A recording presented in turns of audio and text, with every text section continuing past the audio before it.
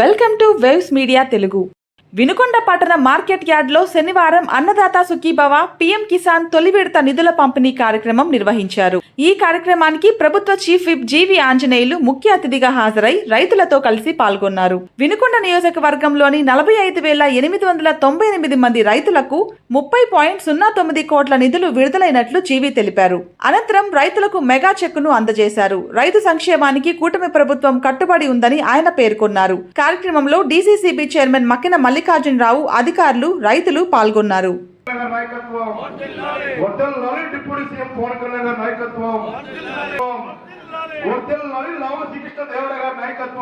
మీ యొక్క స్థానాల కుర్చీలో కూర్చోవాల్సిందిగా ప్రతి ఒక్కరికి తెలియజేస్తున్నాము.